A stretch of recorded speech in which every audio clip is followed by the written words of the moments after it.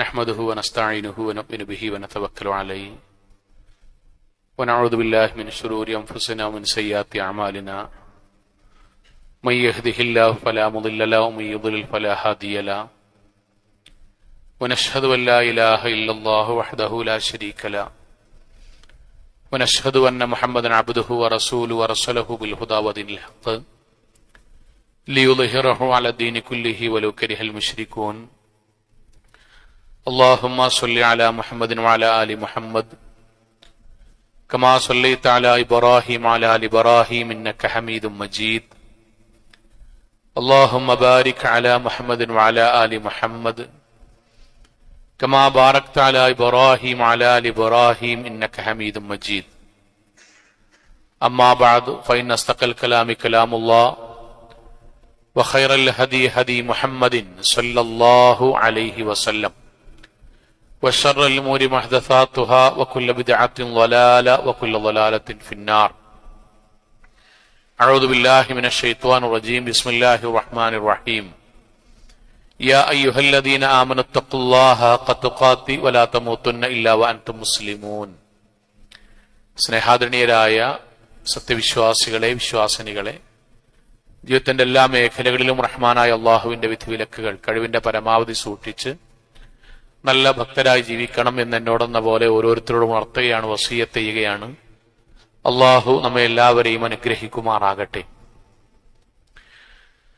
പ്രവാചകൻ സല്ലല്ലാഹു അലൈഹി വസല്ലമയുടെ അടുക്കലേക്ക് ഒരു സഹാബി വന്നിട്ട് പ്രവാചകനോട് ചോദിച്ചു, ഔസീനി യാ റസൂലുള്ളാഹ്, റസൂലുള്ളാഹ് എനിക്കൊരു വസിയ്യത്ത് നൽകണം. വസിയ്യത്ത് നൽകണം എന്ന് പറഞ്ഞാൽ എന്റെ ജീവിതത്തിൽ അതുകൊണ്ട് സ്വർഗം കിട്ടണം, അള്ളാഹുവിന്റെ തൃപ്തി ലഭിക്കണം, പടച്ചവന്റെ കോപത്തിൽ നിന്ന് രക്ഷപ്പെടാൻ കഴിയണം, ഈ ദുനിയാവിലും സന്തോഷം ഉണ്ടാകണം.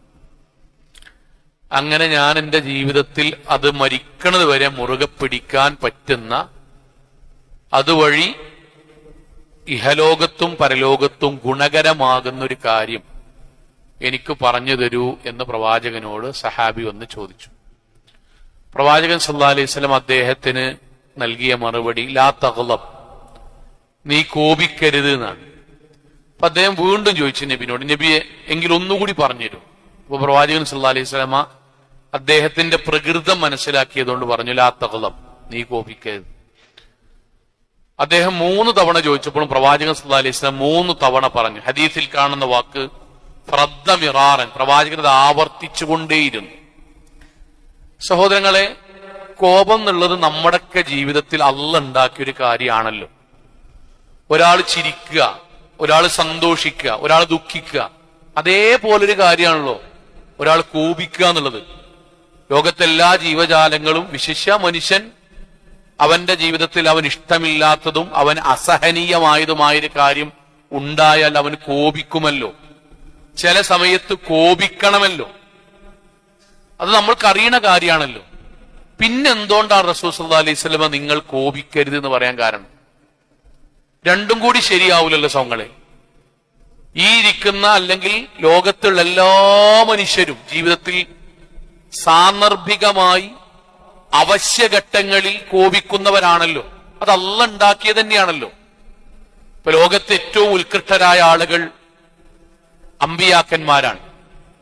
അതിൽപ്പെട്ടത് തന്നെ ഏറ്റവും പ്രധാനപ്പെട്ടവരിൽ മൂസ അലൈഹി സ്വലാത്തു വസ്സലാമയുടെ ചരിത്രം പറയുന്നിടത്ത് അള്ളാഹു സുബ്ഹാനഹു വ തആല മൂസ അലൈഹി സ്വലാത്തു വസ്സലാം തൂരിസീന പർവ്വതത്തിൽ താഴെ വന്നപ്പോൾ അദ്ദേഹത്തിനുണ്ടായിട്ടുള്ള താഴെ കണ്ട രംഗം കണ്ടപ്പോഴുള്ള വികാരത്തെ പറ്റി പറഞ്ഞെടുത്ത് വലമ്മാ റജഅ മൂസ ഇലാ ഖൗമിഹി ഗളബാന അസിഫൻ, മൂസ അലൈഹി സ്വലാത്തു വസ്സലാം കോപിഷ്ഠനും ദുഃഖിതനുമായി. ഖുർആന്റെ പ്രയോഗമാണ്. മൂസാ നബി കോപിഷ്ഠനായി എന്നാണ് ഖുർആൻ പറഞ്ഞത്. മൂസാ അലൈഹി സ്വലാത്തു വസ്സലാമിന്റെ ശരീരത്തിലും മുഖത്തിലും കോപമുണ്ടായി.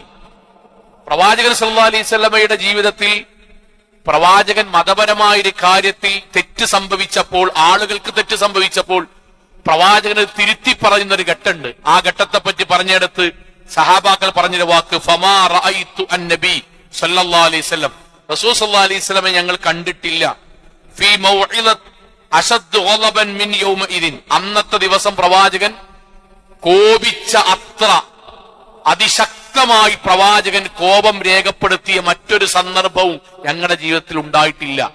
പക്ഷെ ഒന്നുകൂടി നമ്മൾ ആലോചിക്കാൻ വേണ്ടി പറയാണ്, കോപിക്കുക എന്ന് പറഞ്ഞത് അള്ളാഹ് ഉണ്ടാക്കിയൊരു വികാരാണ്. ചില സമയത്ത് അത് ആവശ്യമാണ്. അമ്പിയാക്കന്മാർ കോപിച്ചവരായിരുന്നു ചില ഘട്ടങ്ങളിൽ എന്ന് ഖുർആൻ നമുക്ക് പറഞ്ഞു തരാണ്. പിന്നെന്തുകൊണ്ടാണ് റസൂൽ സല്ലല്ലാഹു അലൈഹി വസല്ലമ സഹാബാക്കളോട് എന്ന പോലെ നമ്മളോടുകൂടി പറഞ്ഞതാണ് ലാ തഗ്ളബ്, നിങ്ങൾ കോപിക്കരുത്? അതെന്താണ് സഹോദരങ്ങളെ? ആ കോപം എന്ന് പറഞ്ഞത് കോപം നമ്മെ അതിജയിക്കരുത്. ശരിക്കും നമ്മളത് മനസ്സിലാക്കണം കേട്ടോ. കോപം നമ്മെ അതിജയിക്കരുത്, കോപം നമ്മെ നിയന്ത്രിക്കുന്നതാകരുത്, കോപം നമ്മുടെ ബുദ്ധിയെ മറച്ചു കളയുന്നതാകരുത്, കോപം നമ്മെ തന്നെ ഇല്ലാതെയാക്കുന്നതാകരുത്. അങ്ങനെയുള്ള കോപം ജീവിതത്തിൽ, ഒരു വിശ്വാസിയുടെ ജീവിതത്തിൽ ഉണ്ടാകാൻ പാടില്ല. ഉണ്ട് എങ്കിൽ അയാൾ തിരുത്തുക എന്നത് മതപരമായ ബാധ്യതയാണ്. ജീവിതത്തിൽ കോപം ഉണ്ടാവുക എന്നുള്ളത് മനുഷ്യ സ്വാഭാവികമാണ്. പക്ഷെ റസൂൽ സല്ലല്ലാഹു അലൈഹി വസല്ലം ലാ തഗ്ളബ് എന്ന് പറഞ്ഞത് കോപിക്കരുത്, മരിക്കുന്നത് വരെ. മുന്നിൽ അവനവന്റെ ജീവിതത്തിന് ഭീഷണി ഉണ്ടാകേണ്ട കാര്യം വന്നാലും മതത്തിനെതിരായ ഒരു കാര്യം വന്നാലും ഉണ്ടാകണം അല്ല. പിന്നെയോ കോപിക്കുന്നവൻ കോപത്തിന്റെ അടിമയാകരുത്. നമ്മളുടെ സ്വഭാവമായി കോപം നിലനിൽക്കണം. കോപത്തിന്റെ അടിമയായി കോപിക്കുമ്പോൾ നമ്മൾ നമ്മളെ മറന്ന്, കോപിക്കുമ്പോൾ നമ്മൾ പറയുന്നത് മറന്ന്, കോപിക്കുമ്പോൾ നമ്മൾ സ്ഥലകാലങ്ങൾ മറന്ന്, കോപിക്കുന്നതിന്റെ സമയത്ത് നിയന്ത്രണങ്ങളില്ലാതെ സംസാരിക്കുന്ന ഒരാൾ ആയി നമ്മൾ മാറാൻ പാടില്ല. അതുകൊണ്ടാണ് പരിശുദ്ധ ഖുർആൻ സൂറത്തു ആലിമ്രാനിൽ സ്വർഗത്തിന് വേണ്ടി മത്സരിക്കുന്ന ആളുകളെ പറ്റി പറഞ്ഞെടുത്ത് ഇങ്ങനൊരു പ്രയോഗം കാണാം. വല്ലദീന യുൻഫിഖൂന ഫിസ്സറാഇ വല്ലറാഇ, സന്തോഷത്തിലും സന്താപത്തിലും അവർ ദാനധർമ്മം ചെയ്യും, സ്വതക്ക കൊടുക്കും. വഖാലിമീനൽ ഗൈം, അവർ കോപം വരുമ്പോൾ, കോപം ഉണ്ടാവും, വരും, പക്ഷെ കോപം വരുമ്പോൾ അവർ അതിനെ സ്വന്തം കടിച്ചമർത്തുകയും നിയന്ത്രണ വിധേയമാക്കുകയും ചെയ്യും. ആവശ്യമുള്ളിടത്ത് സംസാരിക്കും, സംസാരിക്കുന്ന വ്യക്തിയെ നോക്കി സംസാരിക്കും, സാഹചര്യങ്ങൾ പരിഗണിക്കും. ആത്മസംയമനവും ആത്മനിയന്ത്രണവും നിസ്കാരം കൊണ്ടും നോമ്പ് കൊണ്ടും തൗഹീദ് കൊണ്ടും പള്ളി കൊണ്ടും മദ്രസ കൊണ്ടും ഖുത്ബ കൊണ്ടും അവിടെ മനസ്സിൽ അവരുണ്ടാക്കിയിട്ടുണ്ടാകും. ശക്തമായി നിൽക്കേണ്ടിടത്ത് അവർ ശക്തമായി നിൽക്കും. എന്നാൽ ചിലയിടങ്ങളിൽ മുതിർന്നവരെ ബഹുമാനിക്കണമല്ലോ എന്നതുകൊണ്ട് അവർ മിണ്ടാതിരിക്കും. സാവധാനം പറയേണ്ടിടത്ത് അവർ സാവധാനം പറയും. മക്കളോടാകുമ്പോൾ അങ്ങനെ പെരുമാറും. അഥവാ ഖാലിമീനൽ ഗൈം, ജീവിതത്തിൽ ആത്മനിയന്ത്രണം പാലിക്കുകയും കോപത്തെ കടിച്ചമർത്തുകയും ഉൾക്കൊള്ളുകയും പ്രകടിപ്പിക്കേണ്ടിടത്ത് പ്രകടിപ്പിക്കുകയും ചെയ്യും. അള്ളാഹുവിന്റെ ഖുർആന്റെ വാക്ക് വൽ ആഫീന അനിന്നാസ്, ചില സമയത്ത് അവർക്ക് തിരിച്ചു പറയാൻ കഴിഞ്ഞാലും സാഹചര്യങ്ങളും സന്ദർഭങ്ങളും പരിഗണിച്ച് അവർ ആളുകൾക്ക് പുറത്തു കൊടുക്കും. അള്ളാഹുവിന്റെ വാക്ക് വല്ലാഹു യുഹിബ്ബുൽ മുഹ്സിനീൻ, അങ്ങനെയുള്ള നല്ല ആൾക്കാരെയാണ് പടച്ചോനിഷ്ടം, അവരാണ് സ്വർഗത്തിന് വേണ്ടി അധ്വാനിക്കുന്നവർ എന്ന്. സഹോദരങ്ങളെ, ഇത് നമ്മുടെ ഹൃദയത്തിൽ നമ്മൾ ആലോചിക്കേണ്ട ഒരു കാര്യമാണ്. എന്താണെന്നറിയോ? അവനവന്റെ ജീവിതത്തിൽ നമ്മൾക്കെല്ലാവർക്കും കുടുംബജീവിതം നയിക്കുന്ന, അങ്ങാടിയിൽ കച്ചവടം നടത്തുന്ന, രാഷ്ട്രീയ പ്രവർത്തനം നടത്തുന്ന, ബാപ്പയായി അങ്ങാടിയിൽ വീട്ടിൽ ഉമ്മയായി മരുമക്കളായി ഒക്കെ ജീവിക്കുന്ന നമ്മക്കിടയിൽ ഒരുപാട് അനുഭവം ഉണ്ടാവും. ആ അനുഭവങ്ങളിലൊക്കെ സന്തോഷവും സന്താപവും തരുന്നൊക്കെ ഉണ്ടാവും. പക്ഷെ ഒരൊറ്റ കാര്യത്തിൽ നമുക്ക് ഉറപ്പുണ്ടാകണം. എന്താന്ന് പറഞ്ഞാൽ ദേഷ്യം വന്നാൽ ദേഷ്യം എന്റെ അടിമയായി നിൽക്കണം. ദേഷ്യത്തിന്റെ അടിമയായി ഒരു മുഅ്മിന് മാറാനേ പാടില്ല. പ്രവാചകന്റെ ഒരു പ്രഖ്യാപനമുണ്ട്, ഒരു വാക്കുണ്ട്. എന്തുകൊണ്ടത് പറയാൻ കാരണം അറിയോ? പ്രവാചകൻ പറഞ്ഞ വാക്ക് ഇന്നൽ ഗളബ മിനശ് ശൈത്വാൻ. ആത്മനിയന്ത്രണം നഷ്ടപ്പെടുന്ന കോപമുണ്ടല്ലോ, അറ്റമില്ലാത്ത കോപമുണ്ടല്ലോ, നമ്മളെ മറന്ന് വർത്താനം പറഞ്ഞ കോപമുണ്ടല്ലോ, അത് ശൈത്താന്റെ കന്ന് കിട്ടുന്നതാണ്. വാചകം മറക്കരുത്. മിനശ് ശൈത്വാൻ, ശൈത്താന്റെ കന്ന് വരുന്നതാണത്. ശൈത്താൻ ഒറ്റ ലക്ഷ്യമേ ഉള്ളൂ, അതുമ്മ തന്നെ നമ്മളെ നിലനിർത്താൻ. ന്യായം പറഞ്ഞാണ്. അത് വാപ്പ വഴി കിട്ടിയതാണ്, ഉമ്മ വഴി കിട്ടിയതാണ്, അത് ആ രോഗം കഴിഞ്ഞ ശേഷം വന്നതാണ്, അത് പാരമ്പര്യമായിട്ടും എന്റെ എളാപ്പാക്ക് മൂത്താപ്പാക്ക് ഉണ്ടായതാണ്, അത് ഉമ്മാന്റെ ഒക്കെ കിട്ടുക. ഇത് ശൈത്താന്റെ പണിയാണ്. കാരണം എങ്കിലേ ആ തെറ്റിൽ നിലനിൽക്കുള്ളൂ. അപ്പൊ എന്റെ മനസ്സിനിങ്ങനെ തോന്നും, അത് കുഴപ്പമില്ലടാ, അത് ഷുഗർ പാരമ്പര്യമായിട്ട് കിട്ടിയില്ലേ, കൊളസ്ട്രോൾ പാരമ്പര്യമായിട്ട് കിട്ടിയില്ലേ, അറ്റാക്ക് പാരമ്പര്യമായിട്ട് കിട്ടിയില്ലേ, ഉയരവും കളറും പാരമ്പര്യമായിട്ട് കിട്ടിയില്ലേ, അതേമാതിരി കിട്ടിയത് തന്നെയാണ് ഇതും, ഇതൊന്നും മാറ്റാൻ പറ്റൂല എന്ന് ശൈത്താൻ നമ്മളെ കൊണ്ട് തോന്നിപ്പിക്കും. അപ്പൊ അവിടെ തന്നെ നമ്മൾ നിൽക്കും. പ്രവാചകന്റെ വാക്കാൻ ഇന്നൽ ഗളബ മിനശ് ശൈത്വാൻ. ശൈത്താനാണ് അതിരില്ലാത്ത കോപം നമ്മളിൽ ഉണ്ടാക്കുന്നത്. അങ്ങനെ ഉണ്ടാക്കിയാലോ ഉണ്ടാക്കിയാൽ ഫഇദൽ ഗളബു യജ്മഉ ശർറ കുല്ല. കോപം വന്നാൽ വാക്ക് ശ്രദ്ധിക്കണം കേട്ടോ. യജ്മഉ ശർറ കുല്ലു, ബാക്കി എല്ലാ തിന്മകളും ശൈത്താൻ ഉദ്ദേശിക്കുന്ന നരകത്തിലേക്ക് നമ്മളെയാക്കുന്ന മുഴുവൻ തെറ്റും അതിന്റെ പിന്നാലെ വരും.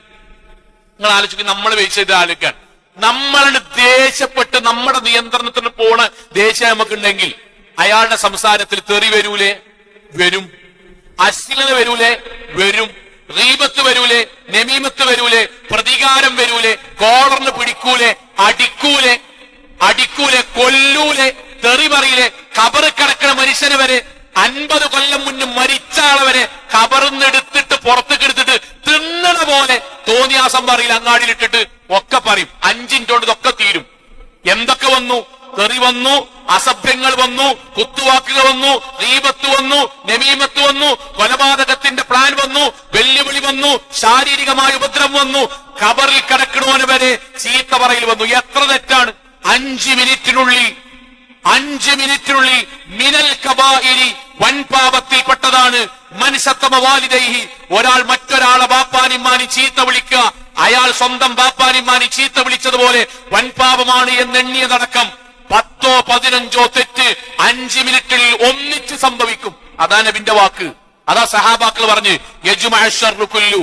അമിതമായ കോപം നമ്മൾ ഈമാൻ കൊണ്ട് നിയന്ത്രിക്കാൻ കഴിയാതെ ഇതൊക്കെ എന്റെക്കെന്ന് വന്നു പോണത്, അങ്ങനെ പോകുന്നതാണ്, മരിക്കുന്നത് വരെ അങ്ങനെ പോകട്ടെ എന്ന് വിചാരിച്ചാൽ സഹോദരങ്ങളെ, ഇബാദത്തുകൾ കൊണ്ടും സൽക്കർമ്മങ്ങൾ കൊണ്ടും പൊരുത്തപ്പെടിപ്പിക്കാൻ കഴിയാതെ തകർന്നു പോകുന്ന സ്വഭാവമായിട്ട് മാറും. കാരണം കണ്ടമാനം കുറ്റം ഉണ്ടാവും.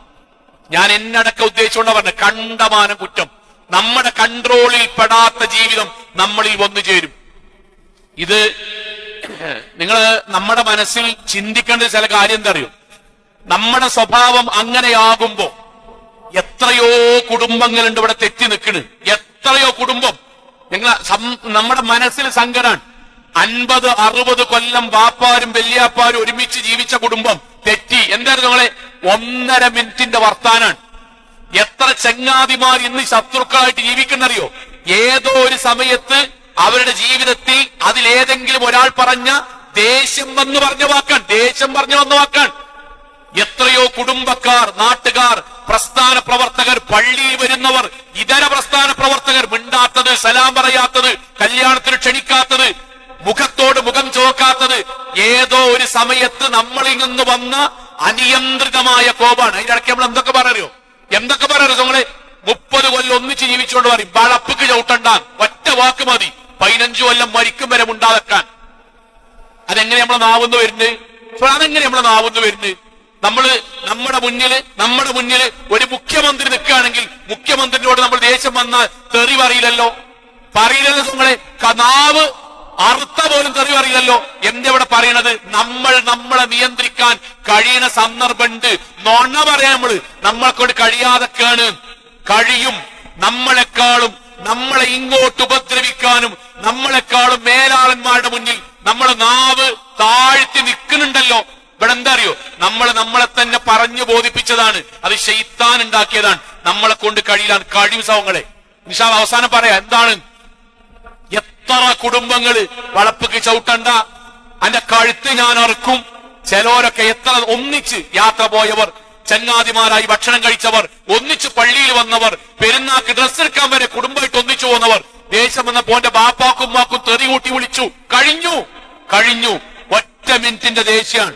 ജീവിതം നഷ്ടമാകും, ബന്ധം നഷ്ടമാകും, കുടുംബം നഷ്ടാകും. ഇന്നും മനസ്സെന്ന് പോകാത്ത രംഗണ്ട്. ബാപ്പാക്ക് 3 കുട്ടികളാണ്, ഒരു പെൺകുട്ടി. അനിയനും ചേട്ടന് 20 ചില്ലാൻ വയസ്സാണ്. അനിയന് ഏകദേശം ഒരു 2 കൊല്ലത്തെ വ്യത്യാസമുള്ളൂ.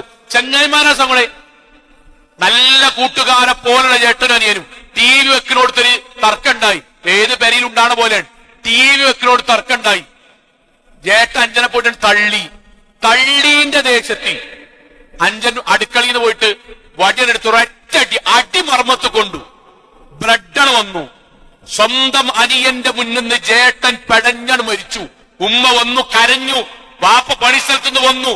സഹോദരങ്ങളെ, മനസ്സെന്ന് മായാത്ത രംഗം അറിയോ? പോലീസ് പ്രൊട്ടക്ഷനിൽ സ്വന്തം ചേട്ടന്റെ മയ്യത്ത് ഖബറിലേക്ക് ഇറക്കി വെക്കുമ്പം പോലീസ് ചുറ്റും നിൽക്കാൻ. കാരണം അനുവാദം ചോദിച്ചിട്ട് മയ്യത്ത് സംസ്കാര ചടങ്ങിൽ പങ്കെടുക്കാൻ സ്വന്തം ചേട്ടനെ ഖബറിലേക്ക് ഇറക്കി വെക്കുമ്പോൾ അവനവന്റെ കൈകൾ കൊണ്ട് അടികൊണ്ട് മരിച്ചതാണല്ലോ എന്ന ദുഃഖം കൊണ്ട് കരഞ്ഞ് അവസാനത്തെ പിടി മണ്ണുമിട്ട് പോലീസുകാരുടെ കൂടെ ജയിലിലേക്ക് പോകുന്ന ഒരു മകൻ, ഒരു അനിയൻ, സഹോദരങ്ങളെ മറക്കോ ജീവിതത്തിൽ ഇനി തിരിച്ചു വന്നു കിട്ടുമോ? ഒരൊറ്റ മിനിറ്റാണ്. നമുക്ക് ന്യായം ഉണ്ടാവും, എനിക്ക് ന്യായം ഉണ്ടാവും. ബാപ്പിയും വല്യാപ്പയും അങ്ങനെയാണ്, എന്റെ സന്ദർഭം അങ്ങനെയാണ്. ഞാൻ ചെറുപ്പത്തിൽ ഒക്കെയാണ്. നബി യത്തീമായിട്ടാ വളർന്നത്, നബി മക്കത്താ വളർന്നത്, നബി അബൂജഹലിന്റെ നാട്ടിലാ വളർന്നത്, നബി ഖുറാഫയുടെ നാട്ടിലാ വളർന്നത്. അവിടുന്ന് നബി ഉണ്ടായത്. അതെന്തിനാ നമുക്ക് അങ്ങനെ ഒരു നബിനെ കാണിച്ചെന്ന്? നമുക്ക് മാറാൻ പറ്റുന്നുള്ളതുകൊണ്ടാണ്. കിസ്റ കൈസർ കൊട്ടാരത്തിനല്ല മുഹമ്മദ് നബി സ്വല്ലല്ലാഹു അലൈഹി വസല്ലം ഉണ്ടായത്. എന്തേ നബിനെ മക്കത്തുണ്ടാക്കി?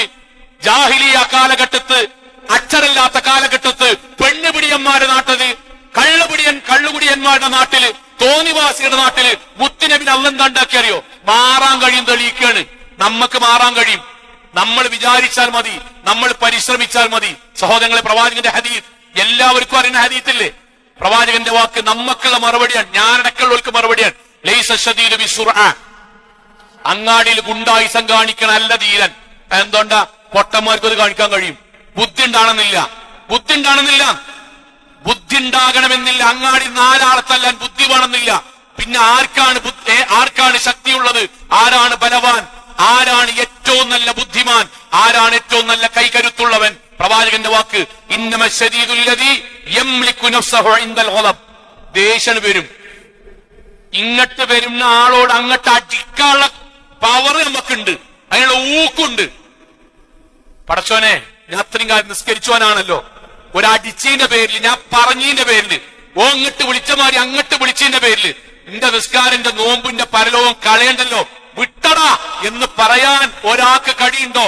ഓന്റെ പേരാ ധീരൻ, അവന്റെ പേരാണ് ധൈര്യവാൻ. അതിന് അടിക്കാനുള്ള പവർ പോരാ, അതിന് കൊല്ലാനുള്ള പവർ പോരാ, അതിന് ഈമാന് കൊണ്ടുണ്ടാക്കേണ്ട ഒരു പവർ ഉണ്ട്. അതുകൊണ്ട് റസൂൽ സല്ലല്ലാഹു അലൈഹി വസല്ലം അങ്ങനെ പറഞ്ഞു, അത് ഉണ്ടാക്കണം. കുടുംബങ്ങളിൽ, പാപ്പാരന്മാരെ, കുടുംബങ്ങളിലൊക്കെ നമ്മളിത് ശീലിപ്പിച്ചിട്ടില്ലെങ്കിൽ തലമുറകളോളം ഇതിന്റെ ദുരന്തം അനുഭവിക്കേണ്ടി വരും. ഉംറക്ക് പോയ സമയത്ത് കഅബാലയത്തിൽ നിന്നിങ്ങനെ കണ്ണുനീരോടുകൂടി പ്രാർത്ഥിക്കുന്ന ഒരു ഉപ്പ, നല്ല താടിക്ക് വെച്ച്, അദ്ദേഹം ഇങ്ങനെ എപ്പോഴും ഹറമിൽ പോയി ഇങ്ങനെ പ്രാർത്ഥിച്ചുകൊണ്ടേയിരിക്കണം. അപ്പൊ നമ്മൾ സ്വാഭാവികമായിട്ട് എന്തെങ്ങനെ പ്രാർത്ഥിക്കാൻ? അദ്ദേഹം ഇങ്ങനെ കൈപിടിച്ചുകൊണ്ട് കരഞ്ഞുകൊണ്ട് ഒരു ഫത്വ ചോദിക്കാൻ. എന്താ അറിയോ? അള്ളാഹ് എനിക്ക് പുറത്തു തരുമോ? അപ്പൊ എന്ത്, നിങ്ങൾ കഅബാലയത്തിങ്ങളല്ലേ, അള്ളെല്ലാം പുറത്തു തരും. അദ്ദേഹം പറഞ്ഞ വാചകം എന്താ അറിയോ? ഒരു കലിയാണ് എനിക്ക്, കലി. ഞാനതിങ്ങനെ അവിടെ നിട്ടിയാക്കാ പറഞ്ഞു. വീട്ടിൽ എന്ത് വന്നാലും, ദേഷ്യം വന്നാലും ഞാൻ പാത്രെടുത്തെറിയും, ചോറെടുത്തെറിയും, പെണ്ണുങ്ങളെ തല്ലും, കുട്ടികളെ തല്ലും. ഞാനൊരു ദിവസം ദേഷ്യം വന്നപ്പോ ഗ്ലാസ് എടുത്താണ് ഒരൊറ്റേറ്, ഗ്ലാസ് പൊട്ടി ിന്റെ ചെറിയ കുട്ടിന്റെ കണ്ണുമൻ കൊണ്ടു. അന്ന് പോയതാ എന്റെ കുട്ടിന്റെ കണ്ണിന്റെ കാഴ്ച, അന്ന് പോയതാണ്, അന്ന് നിർത്തിയതാണ് ഞാൻ ഏറ്.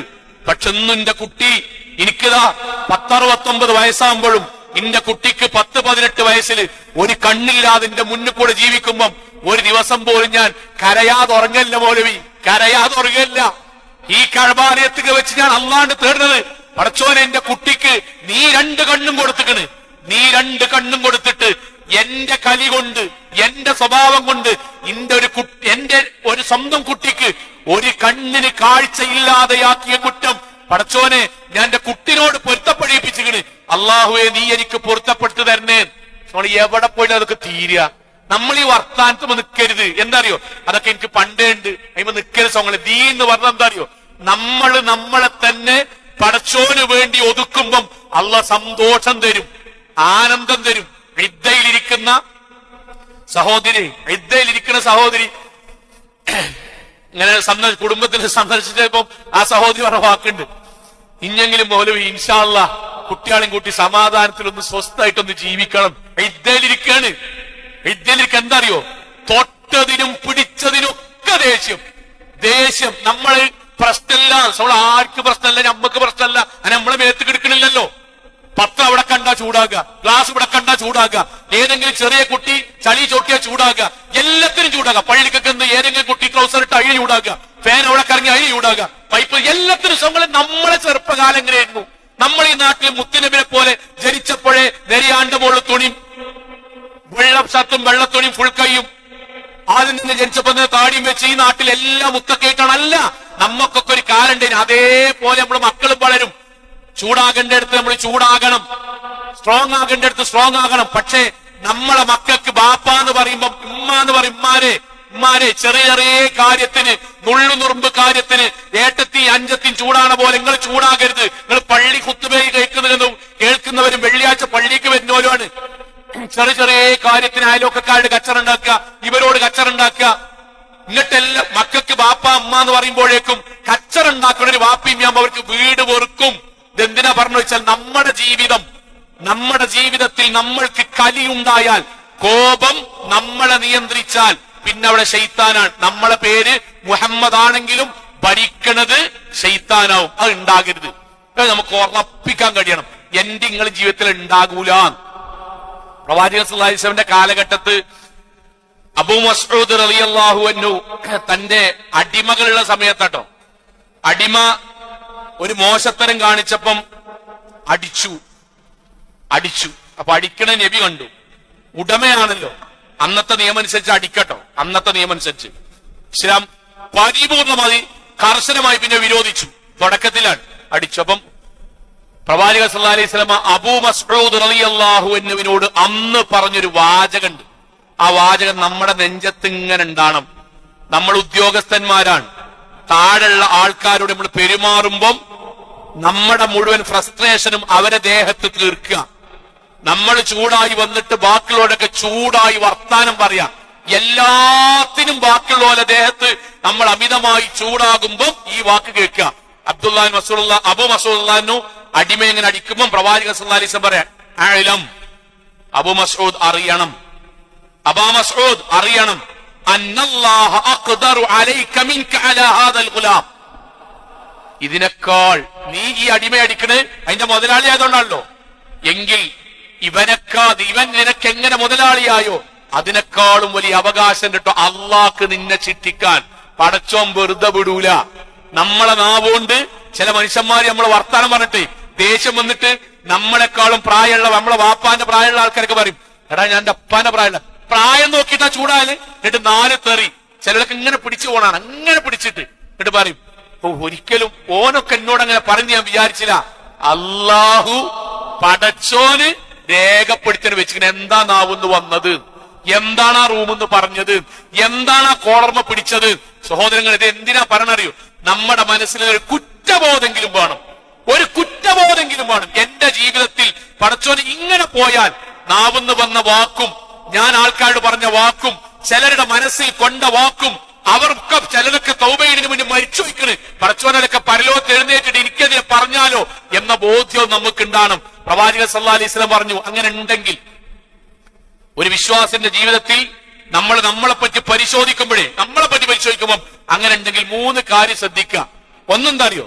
ഒന്നാമത്തെ കാര്യം, നമ്മളിൽ അങ്ങനെ ഉണ്ടോ നമ്മളൊരു ആത്മപരിശോധന നടത്തുക. ആണാകട്ടെ പെണ്ണാകട്ടെ വിദ്യാർത്ഥികളാകട്ടെ ആരായിക്കോട്ടെ. ഒന്നെന്താ അറിയോ?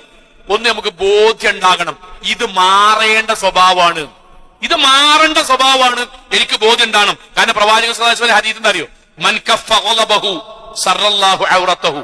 ഒരാൾ കോപത്തെ നിയന്ത്രിക്കാൻ ശ്രമിച്ചാൽ, അതിനവന് പഠിച്ചാൽ, അതിനവന് പരിശ്രമിച്ചാൽ, ഒന്നാമത്തെ ഗുണം, അയാളുടെ ന്യൂനതകൾ മുഴുവൻ അല്ലാഹു ദുനിയാവെന്ന് മറച്ചു വെക്കും. നമ്മളൊക്കെ ചെറുപ്പകാലഘട്ടത്തും നീ വലുതായിട്ടും ആൾക്കാരറിയരുതെന്ന് വിചാരിക്കണ കുറെ ന്യൂനതകളില്ലേ? ആ ന്യൂനത അല്ലാഹു മറച്ചു വെക്കും. എപ്പോ ആളുകൾക്കിടയിൽ, അങ്ങാടിക്കാർക്കിടയിൽ ഒരിക്കൽ പോലും പരസ്യമാകാത്ത വിധം പടച്ചോനത് പുറത്തൊരു മറച്ചെക്കും. എപ്പോ നമ്മൾ നമ്മുടെ കോപത്തെ നിയന്ത്രിക്കാൻ വേണ്ടി ശ്രമിക്കുന്ന അന്നു മുതൽ.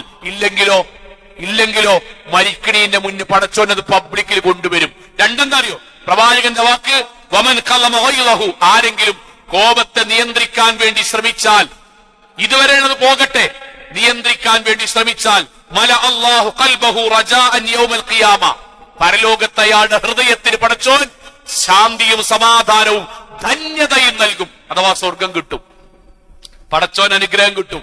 അതുകൊണ്ട് റസൂൽ സല്ലല്ലാഹു അലൈഹി വസല്ലം പറഞ്ഞത്, പ്രവാചകൻ സഹാബാക്കളെ വിളിച്ചിട്ട് പറയാൻ, ദല്ലിനി അലാ അമലിൻ യുദ്ഖിൽനി അൽ ജന്ന. നബിയെ, സ്വർഗം കിട്ടുന്ന ഉറപ്പുള്ള ഒരു പ്രവർത്തനം പറഞ്ഞിരി. നബിന്റെ വാക്ക്, ലാ തഗ്ളബ്. കോപം നിന്നെ അതിജയിക്കരുത്. കോപം വരുമ്പോ തൊള്ളി തോന്നിയത് പറയരുത്. കോപം വരുമ്പോൾ ബാക്കിയുള്ള ദേഹത്ത് കയറരുത്, കോപം വരുമ്പോ സ്ഥലകാലങ്ങൾ മറക്കരുത്. എങ്കിൽ ഫലക്കൽ ജന്ന, എഴുതി ഞാൻ ഒപ്പിട്ടരാ, സ്വർഗം ഉണ്ടാകും. തൗഹീദ് ഉണ്ടായ മതി, ഇബാദത്ത് ഉണ്ടായ മതി, അടിസ്ഥാനപരമായ സ്വഭാവപരമായ ഗുണമുണ്ടായ മതി, നിനക്ക് സ്വർഗം ഉണ്ടാവും. അതിൽ നീ നിയന്ത്രണം പാലിച്ചാൽ. നമ്മുടെ സ്വഭാവം മാറിയിട്ടില്ലെങ്കിൽ പ്രത്യം അറിയോ, കൂടെ ജീവിക്കുന്നവർക്ക് നരകായിരിക്കും. ദുനിയാവിലെ നരകായിരിക്കും. അങ്ങനത്തെ ഒരു സ്ത്രീയുടെ കൂടെ ഒരു ഭർത്താവിന് ജീവിക്കുന്നത് ഒഴിവാക്കാൻ നിർവാഹമില്ലാതായിരിക്കും ജീവിക്കുക. സന്തോഷം ഉണ്ടാവില്ല, ഒരു കാര്യം ഭാര്യയോട് തുറന്നു പറയില്ല, ജീവിതത്തിൽ ഒരു ആനന്ദവും അയാൾ കണ്ടെത്തൂല. അങ്ങനെ ഒരു ഭർത്താവിന്റെ കൂടെ ഒരു ഭാര്യ ജീവിക്കാന്ന് പറഞ്ഞത് മരിച്ചു പോയെങ്കിൽ എന്നുള്ള ആഗ്രഹമുള്ള ജീവിതമായിരിക്കും. നമുക്ക് തോന്നൂല.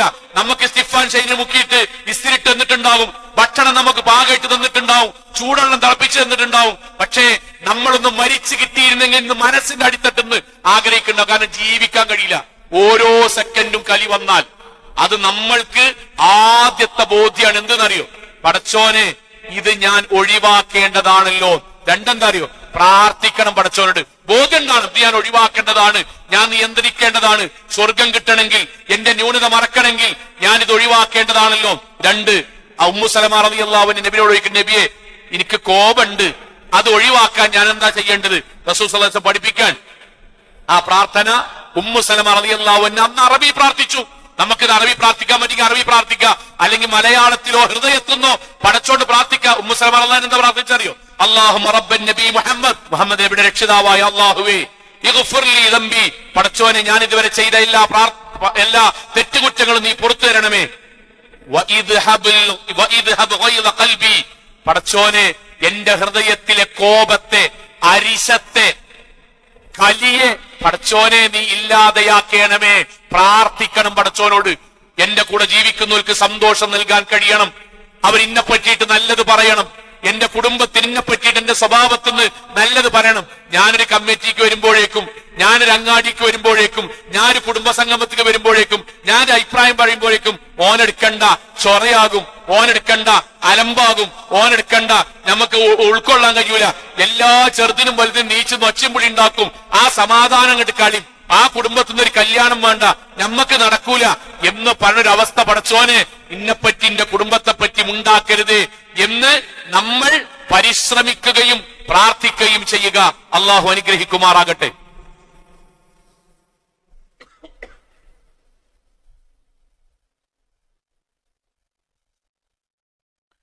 അൽഹംദുലില്ലാഹ് വസ്സലാത്തു വസ്സലാമു അലാ റസൂലില്ലാഹി വഅലാ ആലിഹി വസഹ്ബിഹി അജ്മഈൻ.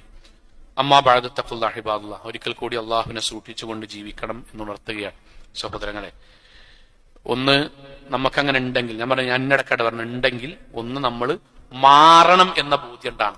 ഒന്നുകൂടി ഒരു ഹദീസ് കൂടി പറയാം. റസൂൽ സല്ലല്ലാഹു അലൈഹി വസല്ലമയുടെ സഹാബി ചോദിക്കാണ്, മാ ദാ യുബാഇദുനി മിൻ ഗളബില്ലാഹ്, അള്ളാന്റെ കോപത്തുനിന്ന് രക്ഷപ്പെടാൻ നബിയെ എന്താ ഞാൻ ചെയ്യേണ്ടത്? റസൂൽ സല്ലല്ലാഹു അലൈഹി വസല്ലം വീണ്ടും പറയാൻ, ലാ തഗ്ളബ്, എടാ അരിശം കാരണം നിയന്ത്രിക്കണം, കലി കാരണം നിയന്ത്രിക്കണം. അപ്പൊ നിയന്ത്രിക്കണം എന്ന ബോധ്യം നമുക്ക് ഉണ്ടാകുക. ന്യായം പറഞ്ഞ് കൂടരുത്, ദയവേത്. ന്യായം പറഞ്ഞത് ശൈത്താനാണ്. അതോടെ നബി അങ്ങനെ പറഞ്ഞത്, ഇന്നൽ ഗളബ മിനശ് ശൈത്വാൻ, ശൈത്താൻ അങ്ങനെ തന്നെ ബോധിപ്പിക്കുള്ളൂ, കാരണം അങ്ങനെ നിലനിൽക്കുള്ളൂ. അപ്പം ഒന്ന് നമുക്ക് ബോധ്യം ഉണ്ടാകണം. രണ്ടാമത്തത് പ്രാർത്ഥനയാണ്. മൂന്നാമത്തെ ശ്രമമാണ്. ആ ശ്രമത്തിനാണ് മദ്രസയിൽ നമ്മൾ പഠിച്ചത്. നമ്മൾ ആൾക്കാർ ചോദിക്കേ, ഇപ്പം കോപിക്കുന്ന ഒരാൾ, പ്രവാചകൻ സല്ലല്ലാഹു അലൈഹി വസല്ലം എന്താ ഫസ്റ്റ് പറഞ്ഞത് അറിയും? ശ്രമം ഉണ്ടെങ്കിൽ ഇദാ ഗളബ അഹദുക്കും ഫൽയസ്കുത്, എടാ മിണ്ടാതക്കാൻ ആദ്യം ശ്രമിച്ചോക്ക്. നബിന്റെ ഒന്നാമത്തെ വാക്കാട്ടെ, നബിന്റെ ഹദീസാണ്. കൈവിട്ട് പോകും ഞാൻ അവിടെ എന്ന് മനസ്സിലായി, മിണ്ടാതക്ക് അവിടുന്ന് മാറിന്നോ, മിണ്ടാതക്ക്.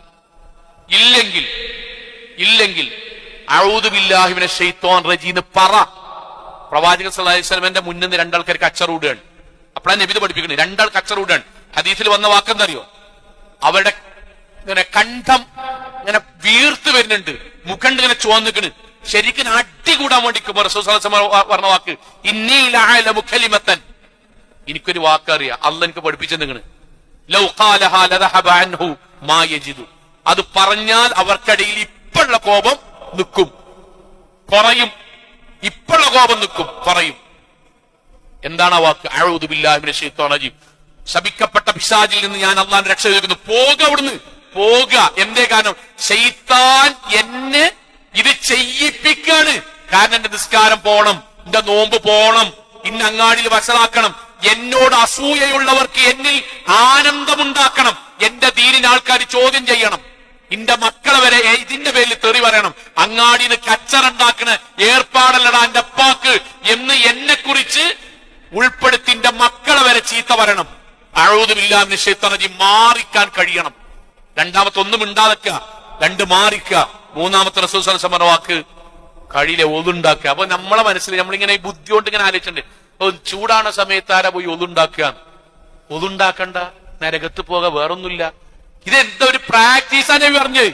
ഇത് നബി പറഞ്ഞ വാക്ക് ഒരാൾക്ക് മാറണമെന്ന് ബോധ്യമുണ്ട്, കലി അടക്കാൻ കഴിയില്ല, ഉണ്ടാക്കുക, അഊദുബില്ലാഹി ശൈത്താനിർ റജീം, അഊദുബില്ലാഹി ശൈത്താനിർ റജീം മാറിക്കുക, അല്ലെങ്കിൽ നേരെ പോയിട്ട് ഒതുണ്ടാക്കുക.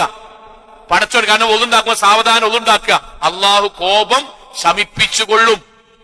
പ്രവാചകൻ പറഞ്ഞു, അല്ലെങ്കിൽ വീട്ടിനകത്താണ് നിൽക്കുകയാണോ ഇരുന്നോളിൻ, ഇരിക്കുകയാണോ പെട്ടെന്ന് റൂമ് കുറ്റിട്ടാണ് കടന്നോളിൻ.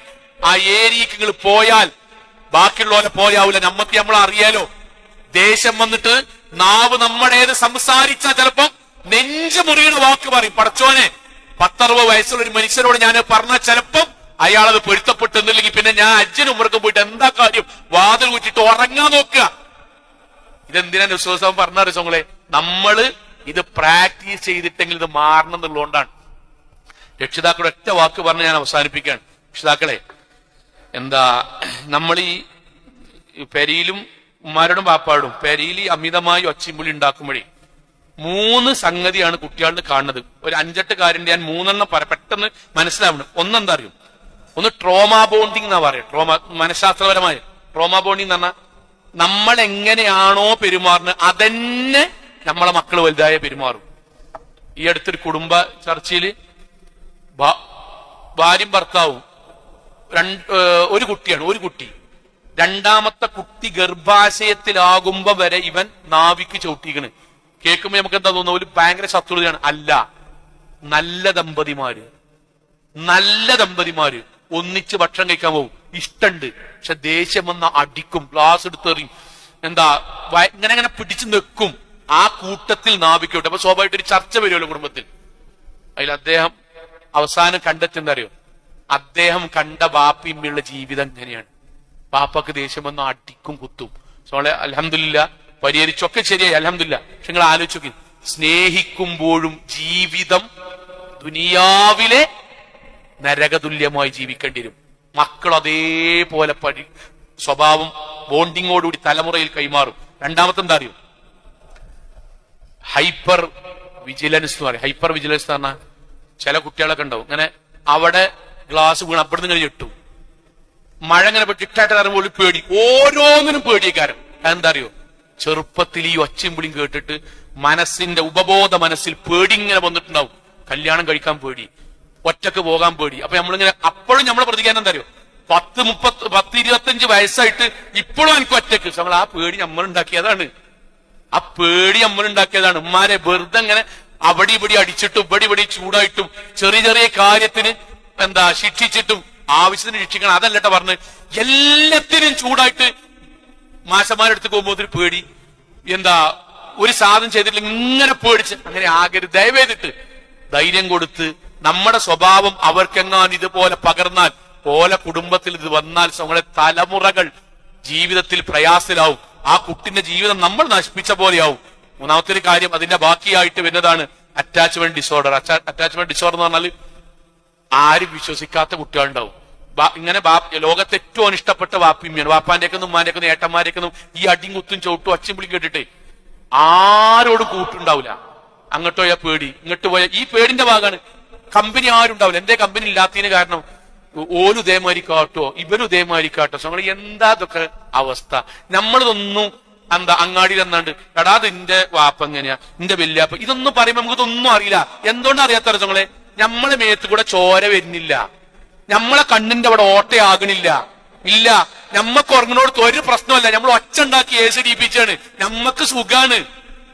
നെഞ്ച് പൊട്ടണ് ബാക്കിയുള്ളവരതാണ്, കയ്യും കാലും കീറുന്നത് ബാക്കിയുള്ളവരതാണ്. പേടിച്ച് നമ്മളങ്ങനെ അലാറം ഒന്ന് മുഴങ്ങി നമ്മക്ക് എന്തെങ്കിലും പറ്റ ഒച്ച, പാത്രത്തിൽ വേവ് കൂടിയ ഒച്ച,